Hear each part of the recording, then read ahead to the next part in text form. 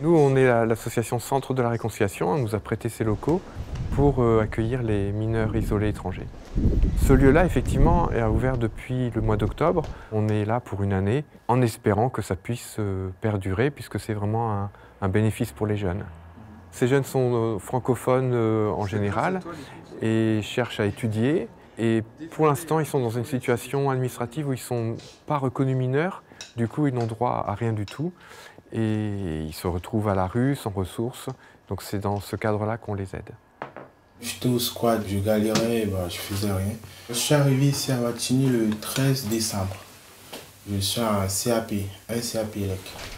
On est au nombre maintenant de 13. Les autres sont sortis pour faire leur demande de stage. Moi, j'ai fait mon stage et avant les vacances, j'ai fini. Maintenant, je suis en train de faire mon rapport. Il y a une salle d'études ici. J'aime travailler au calme là-bas. Ouais. Parce que c'est tranquille, il n'y a pas de bruit. On étudie tous les soirs avec les copains, ceux qui ont des difficultés. Bon, ils m'appellent professeur, mais c'est pas vraiment mon nom. Mais le petit que je connais, j'essaye de les montrer aussi. Et ce que je connais pas aussi, je les demande, ils me montrent aussi. Du coup, on s'entraide. Même pour manger, généralement, chacun il a son tour. On essaye de préparer chaque jour. Il y a à peu près 200 jeunes mineurs isolés étrangers qui sont dans cette situation sur la métropole lilloise simplement. Donc il y en a une cinquantaine qui sont dans un squat et d'autres qui sont un peu dispersés à droite à gauche dans la rue. Il y a cet hébergement qui est en groupe, mais il y a aussi différentes paroisses qui se relaient pour les héberger et 80 jeunes qui sont accueillis dans 200 familles bénévoles. Au total, il y en a 120 qui sont hébergés.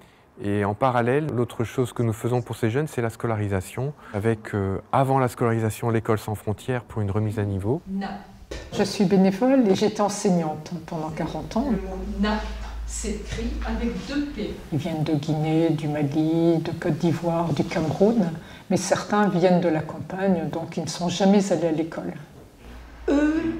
Et je me dis que l'enjeu est très important pour ces jeunes. Ça va leur permettre de s'ouvrir et puis de s'intégrer plus facilement. Leur désir, c'est vraiment de faire des études. Et d'ailleurs, ils font la différence dans les écoles où ils sont placés.